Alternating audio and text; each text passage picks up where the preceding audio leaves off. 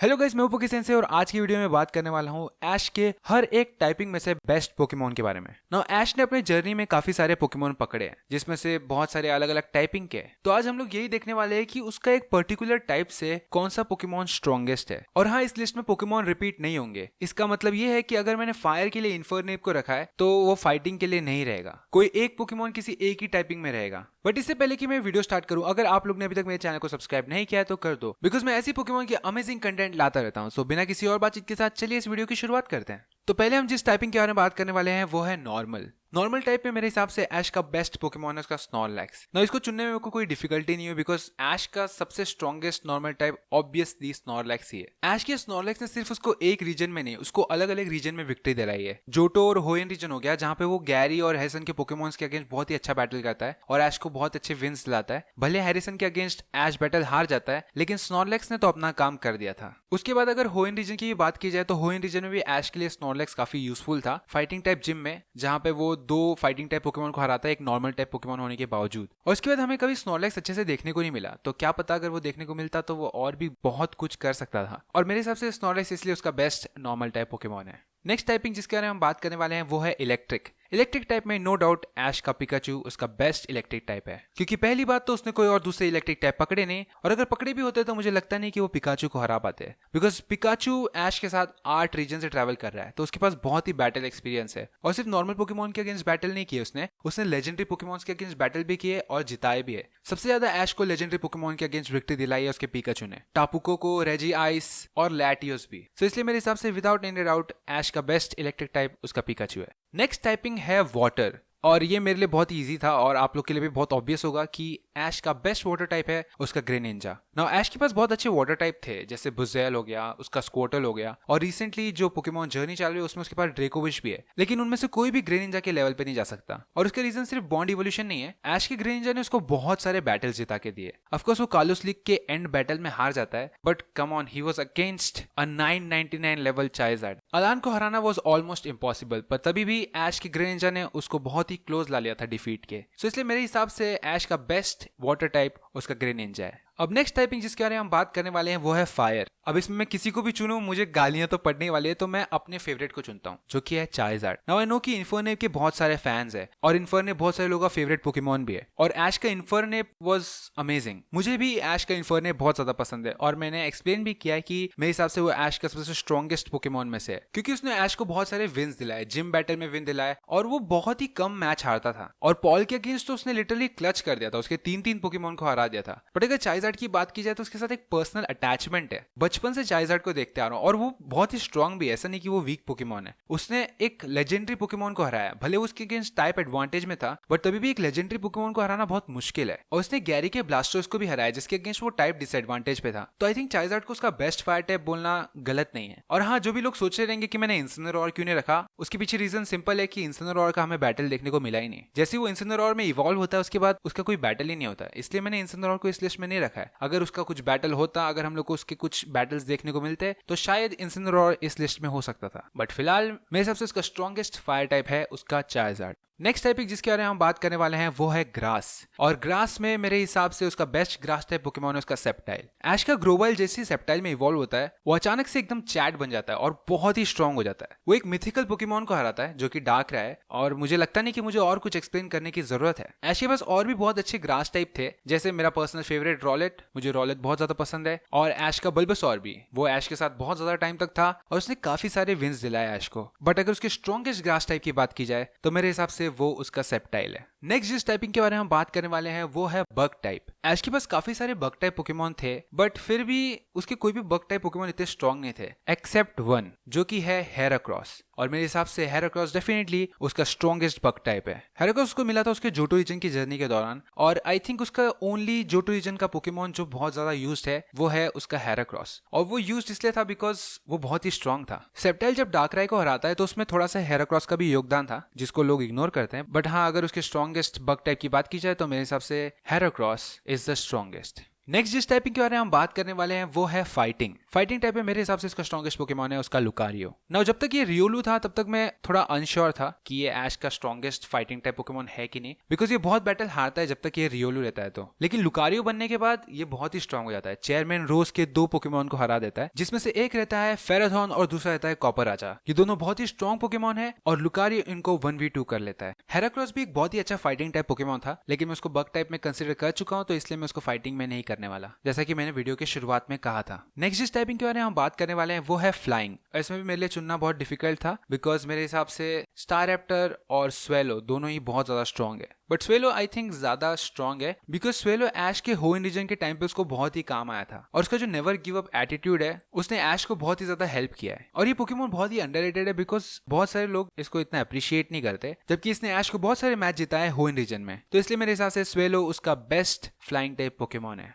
Next जिस type के बारे में हम बात करने वाले हैं वो है डार्क टाइप। डार्क टाइप में ऐश का सबसे स्ट्रॉन्गेस्ट पोकेमॉन है उसका क्रोकोडाइल। नाउ मैं इसमें इंसिनोरर को भी रख सकता था, लेकिन जैसा मैंने पहले एक्सप्लेन किया, इंसिनोरर ने ज्यादा बैटल नहीं किया, इस वजह से इंसिनोरर को किसी भी टाइप में रखना बहुत ही ज्यादा डिफिकल्ट है। अगर उसने बैटल किया होता तो शायद वो ऐश का स्ट्रॉन्गेस्ट डार्क टाइप होता, बट फिलहाल के लिए उसका स्ट्रॉन्गेस्ट डार्क टाइप उसका क्रोकोडाइल है। ऐश के क्रोकोडाइल मेरे हिसाब से उसका ओनली गुड पोकेमॉन है यूनोवा रीजन का, और उसके सबसे स्ट्रॉन्गेस्ट पोकेमॉन में से भी है। इसने ऐश को कई सारे विन्स लाया है यूनोवा रीजन में, और इसने आयरिस के ड्रैगनाइट को भी हराया है, और इसने स्टेफान के सॉक को भी हराया है, जो कि दोनों भी बहुत ही ज्यादा स्ट्रॉन्ग पोकेमॉन रहते हैं। तो इसलिए मेरे हिसाब से विदाउट डाउट ऐश का क्रोकोडाइल उसका बेस्ट डार्क टाइप पोकेमॉन है। नेक्स्ट जिस टाइपिंग के बारे में हम बात करने वाले हैं वो है साइकिक, और मेरे हिसाब से इसका स्ट्रॉन्गेस्ट साइकिक टाइप पोकेमॉन है मिस्टर माइम। ये उसका ओनली साइकिक टाइप पोकेमॉन है जो कि हमें ऐश के साथ देखने को मिला पोकेमॉन जर्नी में। उससे पहले हमें ऐसा मालूम पड़ता है कि ऐश का मिस्टर माइम जो है उसको ऐश नहीं पकड़ा होता है, मतलब उसकी मॉम के साथ रहता है वो, लेकिन उसको पकड़ा ऐश नहीं रहता है। तो देखा जाए तो टेक्निकली ऐश का ही पोकेमॉन है। और ऊपर से होइन रीजन का जो छोटा टूर्नामेंट होता है पोकेमॉन जर्नी के शुरुआत में, उसमें ये ऐश को लिटरली क्लच करके देता है, और वही टाइम पे ऐसा फील आता है कि मिस्टर माइम कितना ओपी है। ऐश उसको प्रॉपरली यूज करता है, जिस वजह से ऐश वो टूर्नामेंट जीत भी जाता है। तो इसलिए मेरे हिसाब से उसका स्ट्रॉन्गेस्ट साइकिक टाइप पोकेमॉन है मिस्टर माइम।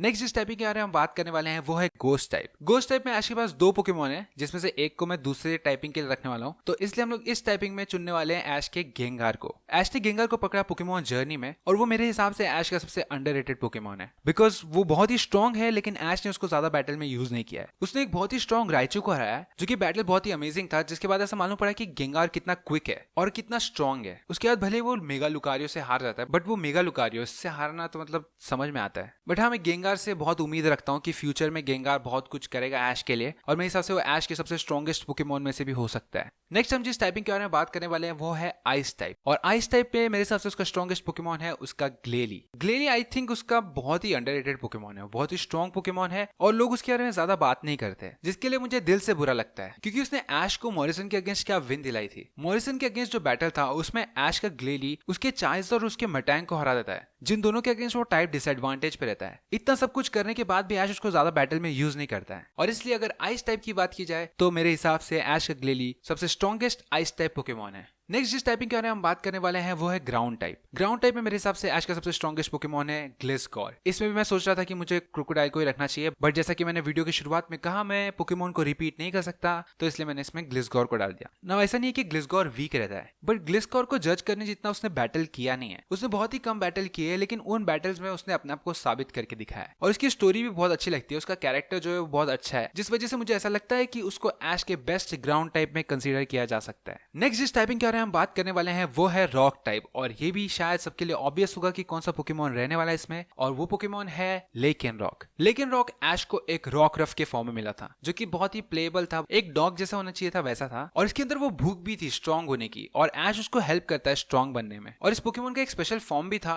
सिर्फ ऐश के लेकिन रॉक का, ये भी बहुत स्पेशल लगता था मुझे कि ऐश के लेकिन रॉक को एक अलग फॉर्म मिला, डस्क फॉर्म। ये ऐश के अलोला का मेरे हिसाब से सबसे स्ट्रॉन्गेस्ट पोकेमॉन था। बहुत सारे लोग बोलेंगे इन्सिनोरॉर, बहुत सारे लोग बोलेंगे दूसरे पोकेमॉन, बट मेरे हिसाब से तो उसका लेकिन रॉक इसका सबसे स्ट्रॉन्गेस्ट पोकेमॉन था, क्योंकि इसने ऐश को बहुत ही डिसाइसिव विन दिलाया था अगेंस्ट ग्लैडियन। ग्लैडियन के अगेंस्ट जब ऐश का बैटल हो रहा था फाइनल्स में अलोला लीग के, तब ऐश का लेकिन रॉक ग्लैडियन के लेकिन रॉक को हरा देता है, जिसके बाद हमें फाइनली मालूम पड़ता है कि ऐश का लेकिन रॉक कितना स्ट्रॉन्ग है, और इसीलिए मेरे हिसाब से ऐश का लेकिन रॉक उसका बेस्ट रॉक टाइप है। नेक्स्ट जिस टाइपिंग के बारे में हम बात करने वाले हैं वो है पॉइजन, और पॉइजन में भी एंट्री बहुत ही ऑब्वियस है। उसका बेस्ट पॉइजन टाइप पोकेमोन है नैगिलिडल। नैगिलिडल एक अल्ट्रा बीस्ट रहता है जो कि ऐश को एक पॉइपुल के फॉर्म में मिला रहता है। पर्सनली मैं तो चाहता था कि ये कभी इवॉल्व ना हो बिकॉज पॉइपुल वो सो क्यूट, बट ये इवॉल्व होने के बाद इतना कूल बन जाता है तो आई वाज लाइक ओके। इसने बहुत ही कम बैटल किए जिस वजह से मैं इसको ऐश के स्ट्रॉन्गेस्ट पोकेमोन में से तो नहीं कह सकता, बट ये मेरे हिसाब से उसका स्ट्रॉन्गेस्ट पॉइजन टाइप पोकेमोन तो डेफिनेटली है। इसने कुकुई के लुकारियो को हराया रहता है और ऊपर से टापू कोको के अगेंस्ट भी बैटल करता है जिसमें थोड़ा